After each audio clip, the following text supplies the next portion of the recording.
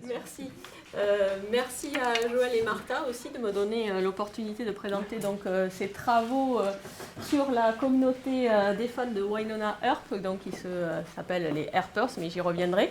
Alors, je fais un petit point autobiographique, donc je suis en communication et en fan studies, donc ça va être un pas de côté pour moi parce que je ne suis pas justement en queer studies, feminist studies ou LGBTQ Studies. Donc je vais essayer d'incorporer ça à ma présentation, mais ce n'est pas ma spécialité. Alors premièrement, pourquoi j'ai choisi Wynonna Earp, outre le fait que c'est une série canadienne, qu'on est au Canada, donc ça me paraissait assez logique. Mais j'ai choisi Wynonna Earp pour 3 raisons principales. Alors la première, c'est Mo Ryan qui l'explique mieux. Donc c'est une critique télévisuelle qui a écrit pour le New York Times, notamment sur Wynonna Earp. Et elle nous dit, je la cite, « Wynonna Earp est la preuve qu'une histoire différente, des fans passionnés et une équipe créative qui respecte et entretient cet enthousiasme peuvent aider une série à se développer d'un paysage télévisuel cruel, même avec les séries les plus acclamées par la critique. » Donc le paysage cruel, c'est ce dont parlait Stéphanie plus tôt dans la matinée. C'est ce contexte de Peak TV qui voit à peu près 500 nouvelles séries arriver chaque année sur les télévisions américaines et nord-américaines. Donc un contexte concurrentiel qui est assez compliqué pour les séries.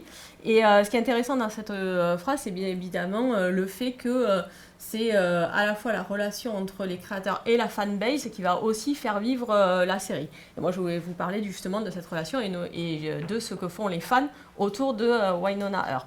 La deuxième raison, c'est que cette série obtient, justement du point de vue des fans aussi, cette série obtient de bons scores sur Fandometrics, qui est un site affilié à Tumblr et qui fait des statistiques sur les discours de fans à travers les hashtags qui sont laissés par les fans sur le site Tumblr. Et en l'occurrence, la série, enfin le couple qui était formé par Waverly Earp et qui est formé par Waverly Earp et Nicole Hott est classé 4e sur le site Fandometrics.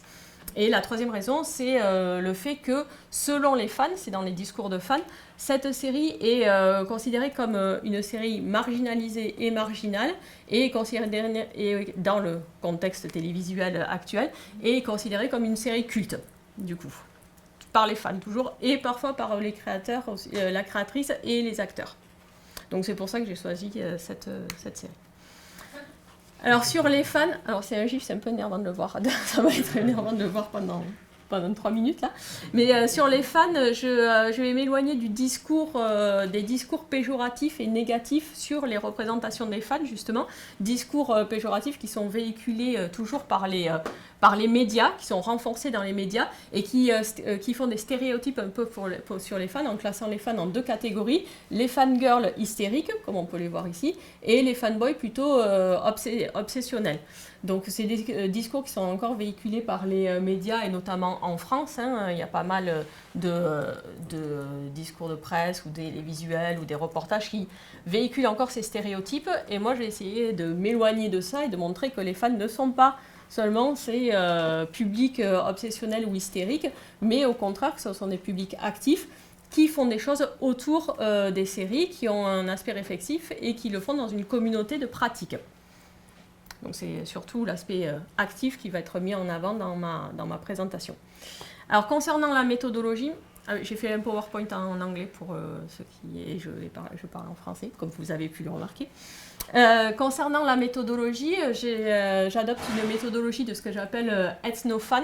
Alors ça c'est pour m'éloigner de la position d'Akafan de Henry Jenkins qui postule donc, comme vous le savez tous je suppose, qui postule que le chercheur est intégré déjà à la communauté et va analyser la communauté dont il est fan.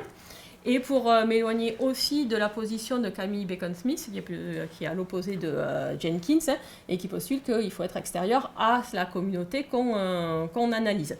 Alors la méthodologie d'Ethnofan, c'est une immersion dans la communauté, le fait d'archiver les créations et les productions de fans pour se créer des bases de données. Alors pour ça, en général, j'ai utilisé Tumblr qui me permettent d'archiver justement les discours de fans et les productions de fans. et de faire des navigations transmédiales et hypertextes dans ces productions de fans. Donc je connais bien la communauté, je connais ses rites, ses codes, ses mécanismes, mais je ne participe pas forcément à ces pratiques. C'est-à-dire que par exemple pour Wynonna Earp, typiquement, je sais comment fonctionne cette communauté, je sais où elle se situe, mais je n'écris pas de fanfiction, je ne participe pas à des cosplays ou je ne fais pas de fan art autour de Wynonna Earp. Pour des questions méthodologiques encore, j'ai utilisé 3 outils méthodologiques, à savoir un questionnaire en ligne que j'ai posté sur les réseaux sociaux. Alors là, c'était assez intéressant la manière dont ce questionnaire a circulé, parce qu'à partir du moment où il a été retweeté par un fan influent de la communauté Wynonna Earp, ou qui était reconnu comme influent dans cette communauté, j'ai réussi à avoir une circulation de ce questionnaire et un maximum de réponses. Donc j'ai eu 263 répondants, 263 fois 8 questions que j'avais posées. Et donc le but, il se divisait en 4 parties, ce dictionnaire, et le but était de faire des recherches sur la découverte et l'attrait de la série, sur l'engagement dans le fandom, sur les activités de création et sur les relations avec l'équipe. Après, je l'ai traité à la main, on va dire. J'ai traité les questions à la main. Je n'ai pas utilisé de logiciel pour traiter les questions, les réponses que j'ai reçues. J'ai fait une analyse des traces numériques de fans, comme je vous l'ai dit. Donc, je suis allée principalement sur Twitter et sur Tumblr en utilisant les hashtags propres à la communauté que j'avais repérés, et notamment le hashtag WayOut, donc du fameux couple formé par Waverly Earp et Nicole Hought. Et j'ai fait des entretiens avec certains fans, donc avec Bonnie Ferrer et Kevin Bechalder, qui sont créateurs du podcast Tales of the Black Badge, qui est un des podcasts de fans assez populaires dans la communauté des Herpers, et avec Brigitte Liviowski, qui est rédactrice du site TV Junkie, fan de la série, et qui est initiatrice des campagnes de levée de fonds dont je vais parler dans le mouvement d'activisme fan qui se met en place autour de la série Wynonna Earp. Donc, je vais me centrer sur certaines activités de fans. Donc là, j'ai pris des captures d'écran de ce qui peut se faire. Concernant les activités de fans, dans des précédentes recherches, je les avais découpées en 5 catégories. Les activités de création du lien social, et ça, je vais en parler spécifiquement dans Wynonna Earp, parce que c'est le lien social qui se crée dans la communauté est assez fort autour de Wynonna Earp, tout comme le sentiment d'appartenance qui va en découler. Les activités de médiation culturelle, mais là j'en parlerai moins. Les activités de création, qui est le principe même des fans, en quelque sorte, et des communautés de fans, ça je vais en parler. L'activisme social, là c'est un des traits spécifiques de la communauté des Herpers, donc je les développerai aussi. Et l'intelligence collective. Alors, concernant les liens sociaux et l'expression de soi et le sentiment d'appartenance qui va se mettre en place dans la communauté des fans de Wynonna Earp. Il y a tout d'abord une mise en avant d'une identité collective numérique qui va se faire à travers la mise en place de la communauté des fans de Wynonna Earp. Donc cette identité collective de la communauté des fans de Wynonna Earp, elle passe dans un premier temps par le choix d'un nom commun qui permet aux membres de s'auto-qualifier et qui va leur permettre aussi de se repérer entre membres et d'avoir une reconnaissance sociale aussi, puisque le fait de se donner un nom permet d'avoir une reconnaissance sociale. Alors ce nom, c'est les Herpers que les fans se sont eux-mêmes donnés, donc que les fans se sont choisis. Et je cite leur définition du Herper. Donc un Herper est un fan de la série Wynonna Earp. La communauté Herper est connue pour son acceptation et son amour pour chaque membre, ainsi que pour son obsession excessive pour l'équipe de la série et pour WayOut. Donc ce qui est intéressant dans la deuxième partie, c'est quand même qu'ils utilisent quand même le terme obsession excessive. Donc il y a une espèce d'autodérision sur le statut du fan aussi et sur ces termes assez péjoratifs. Mais ce qui est important de retenir, c'est quand même le terme d'inclusion. Donc on va inclure tout le monde dans cette communauté et c'est à travers les pratiques qu'ils vont avoir, c'est vraiment cet aspect d'inclusion qui va ressortir. Donc cette identité collective, elle se retrouve dans les biographies individuelles des fans qui ont répondu à notre questionnaire, puisque comme ils ont répondu, ils m'ont laissé leur compte Twitter en faisant circuler aussi le questionnaire, et j'ai pu aller voir les biographies personnelles justement à travers les profils Twitter qu'ils me laissaient. Et ce qui est intéressant de noter d'emblée, c'est qu'en s'identifiant comme herper, le fan développe une identité qui se choisit.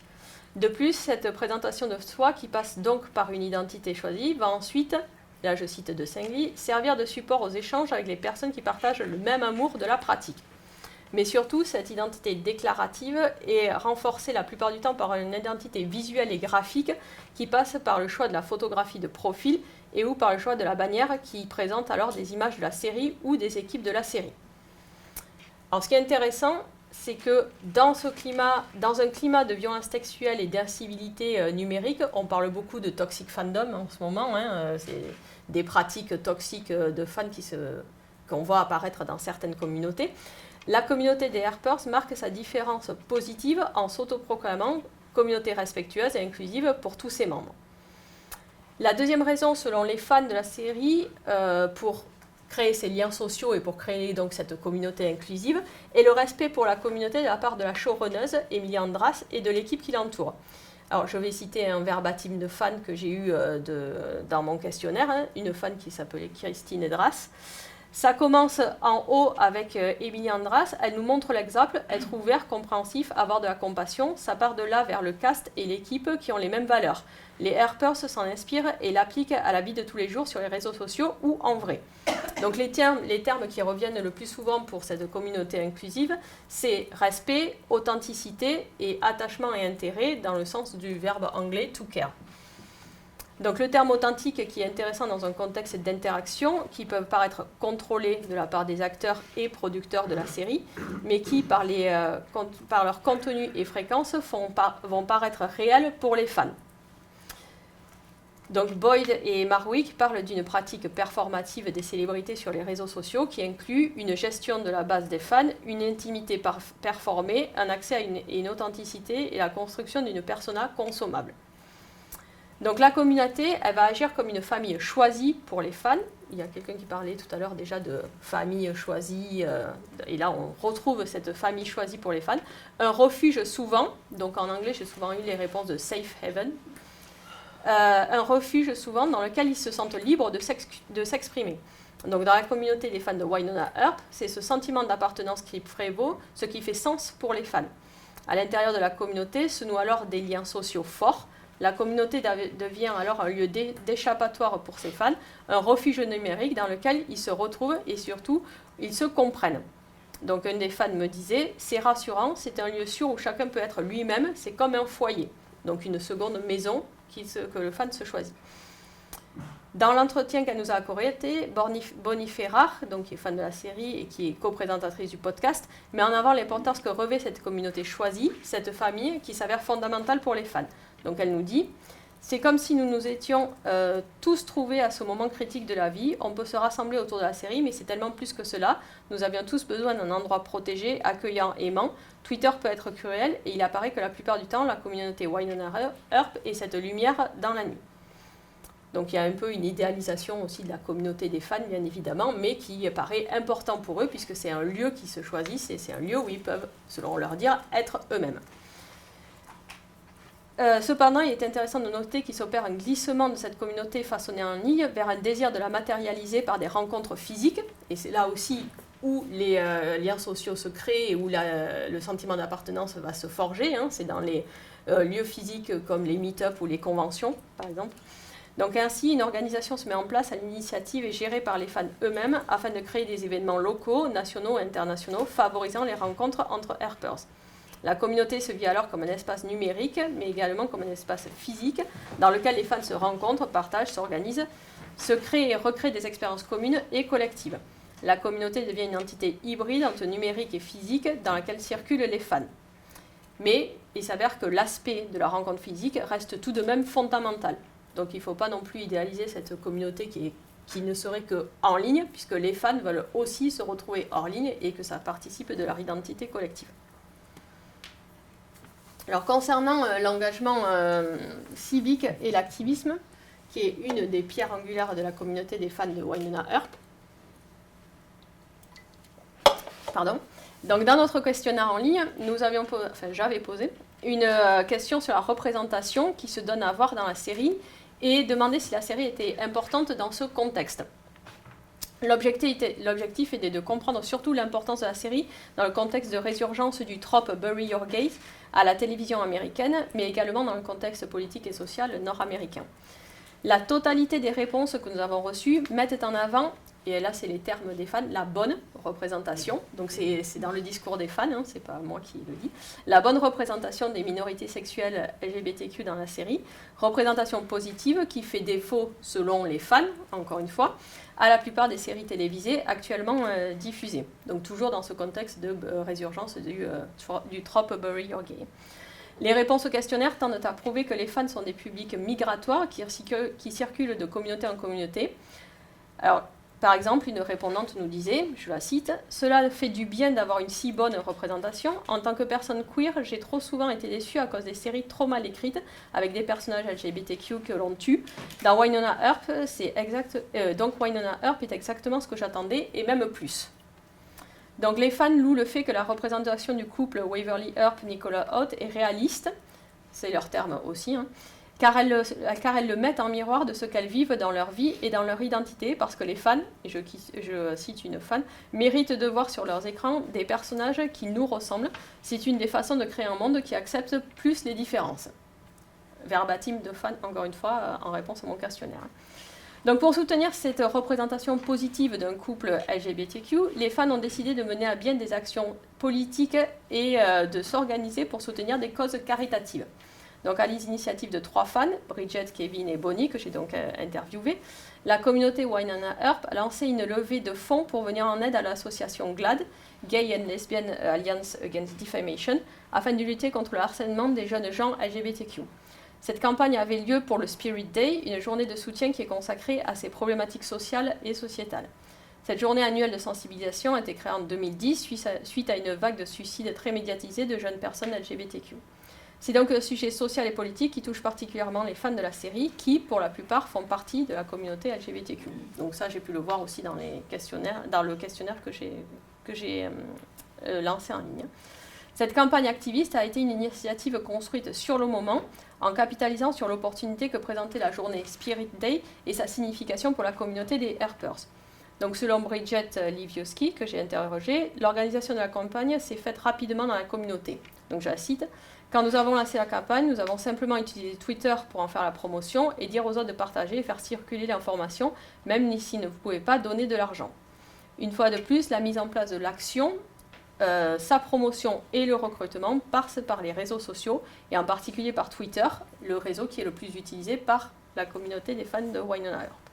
Donc cette campagne de levée de fonds en appelle aux valeurs des fans qui puisent leur inspiration dans les personnages de la série. Ici, clairement, la fiction sert de levier d'engagement et va jouer comme un moteur de l'action civique des fans qui se reconnaissent à la fois dans la représentation positive véhiculée par la série et dans la cause qu'ils décident de défendre. En s'appuyant Deuxième cas de représentation sur lequel s'appuient les fans de Wynonna Earp. En s'appuyant sur la représentation des femmes fortes et l'exaltation d'une forme de féminisme dans la série, les fans ont lancé une seconde campagne de levée de fonds pour le National Women's Law Center basé aux États-Unis et pour le Fonds d'action et d'éducation juridique pour les femmes basé au Canada, pays d'origine de la série donc. Sur la page internet de l'action, que l'on peut trouver sur le site de fans Wynonna Earp Fans, nous pouvons lire cette justification. Nous voulons, donc je cite, « Nous voulons rassembler le pouvoir collectif de la communauté Harper pour livrer les mêmes combats dans la vraie vie. Notre communauté est une équipe et une famille, tout comme celle de Wynonna. Nous voulons soutenir les œuvres caritatives qui travaillent pour défendre les femmes et les enfants, particulièrement lorsque les femmes et les enfants peuvent obtenir des droits équivalents. L'organisation a visiblement été plus complexe dans ce cas-là et réfléchie que pour la première campagne pour le Spirit Day. Et la promotion et le recrutement, par contre, ont fonctionné de la même façon, c'est-à-dire sur Twitter. Donc des lancements sur Twitter, un recrutement sur Twitter et une mise en action sur Twitter aussi. Donc là, on est dans une forme de citoyenneté do-it-yourself, comme je conclue avec ça. Donc en effet, les fans s'organisent entre eux, en dehors de toute affiliation à un média mainstream, et vont choisir ensemble quelle cause défendre et de quelle manière l'organisation en interne dans la communauté va s'organiser. La mise en lumière de problématiques communes souvent en lien avec la série ou ses personnages, le recrutement et la visibilité de l'action via l'usage des réseaux sociaux et la circulation des messages dans la sphère publique. Donc tout ça, ce sont des ingrédients qui façonnent un activisme politique chez les fans et un engagement public et collectif pour défendre des causes qui leur tiennent à cœur. Ce type d'action sociale rassemble les fans dans un objectif commun et leur donne la force collective de réparer des injustices et de proposer des actions positives pour la communauté, mais également au-delà pour la société. Donc selon Bridget, la campagne de levée de fonds représente un moment privilégié de rassemblement autour d'un objectif commun. De plus, ces campagnes permettent aux fans d'agir pour créer du changement tout en travaillant en équipe. Nous pouvons souligner que les célébrités, tout comme les œuvres culturelles, au lieu de dépolitiser les fans, encouragent donc au contraire des formes d'engagement citoyen. Et je vais conclure là-dessus parce que j'ai plus de temps.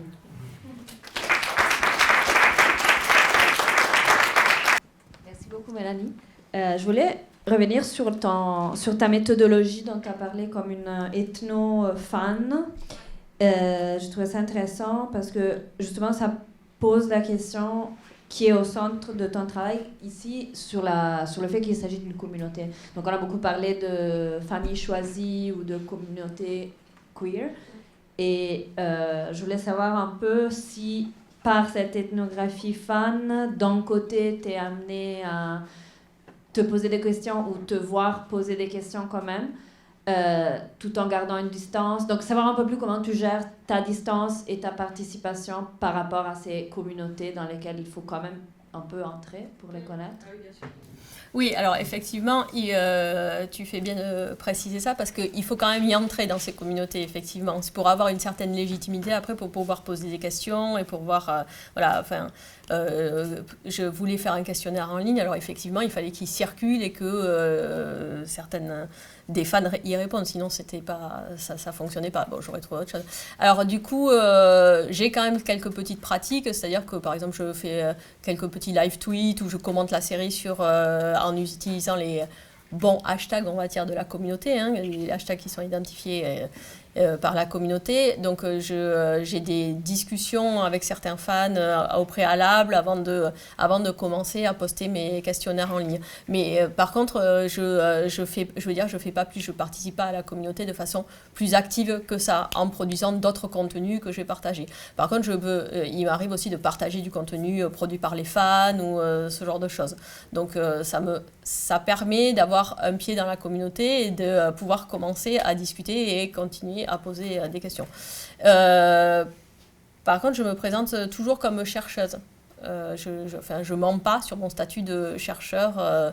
Je dis pas, voilà, ça, je me présente toujours comme chercheuse et je dis toujours, je présente toujours pourquoi je vais poser ces questions et quel est l'objectif aussi.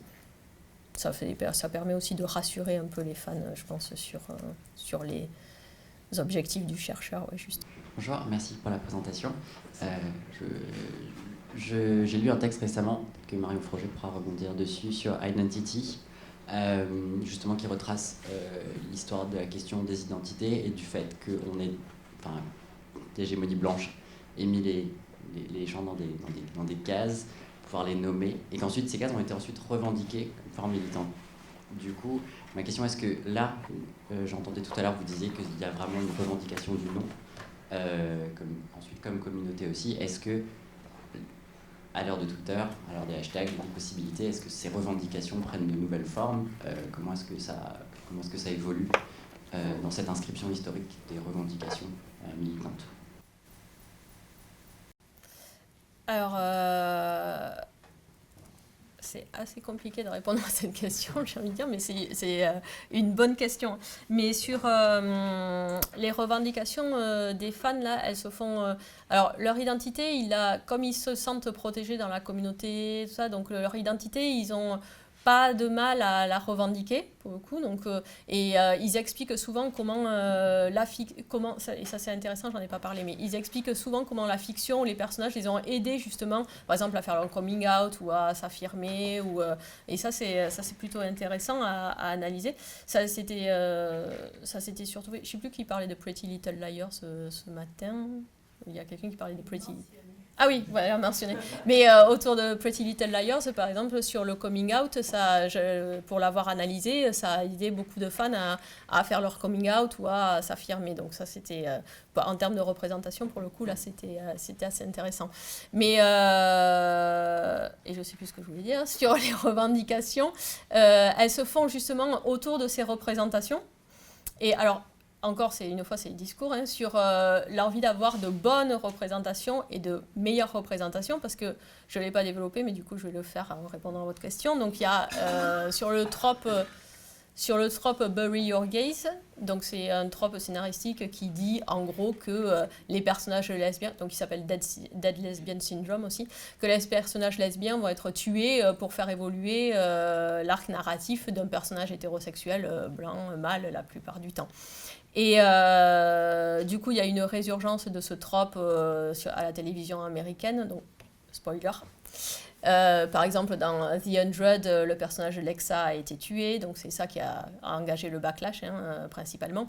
A suivi Denise dans The Walking Dead, dans Person of Interest aussi, il y a eu un personnage qui est mort, donc ça, c'était la même année, ça, l'année 2016-2017 hein, aux États-Unis. Et donc les fans là ont revendiqué collectivement le fait d'avoir de meilleures représentations des personnages lesbiens à la télévision.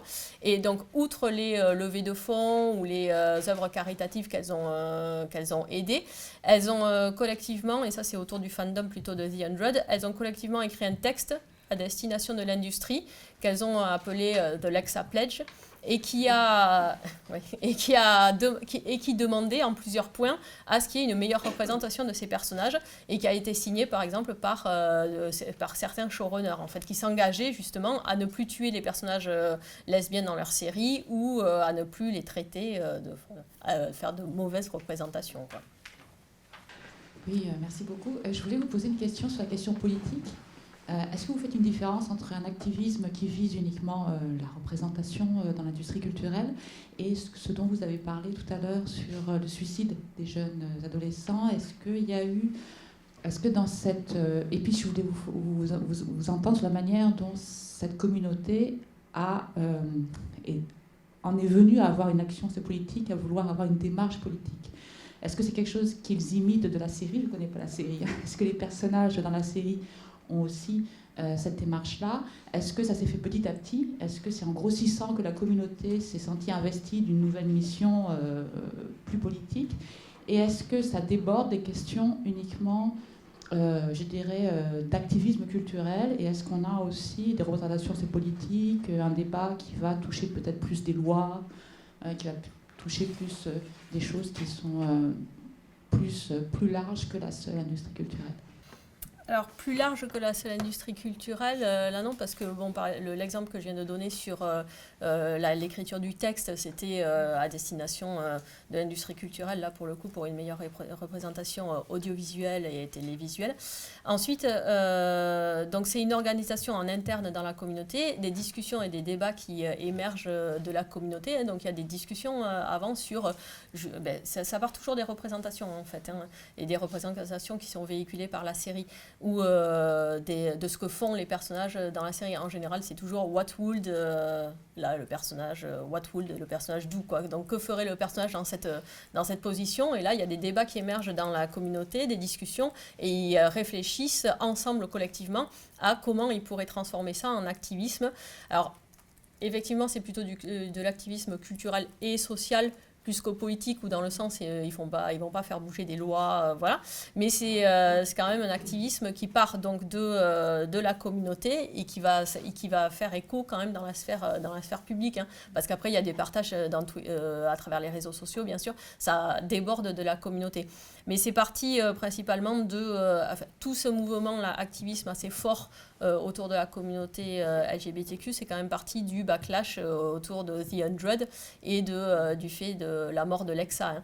Donc ça, c'est les fans qui ont transformé leur colère et leur sentiment de trahison, en fait, par cette représentation, par la mort de ce personnage lesbien. Elles ont décidé de transformer donc ouais, c'était de la colère en fait, hein, c'était vraiment ça, parce qu'il y a eu un phénomène de toxic fandom là, qui est né justement.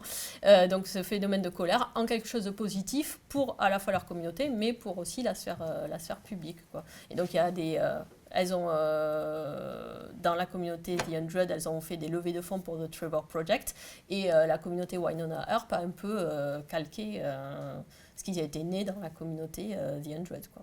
Et d'ailleurs, beaucoup de fans, alors c'est pour ça que je parlais de communauté migratoire, parce que beaucoup de fans de Wynonna Earp, qui étaient déçus de la représentation dans The 100, ont migré justement dans la communauté Wynonna Earp. Donc elles ont amené avec elles aussi leur bagage, et leur bagage d'organisation aussi, et généré tout ça dans la communauté Wynonna Earp.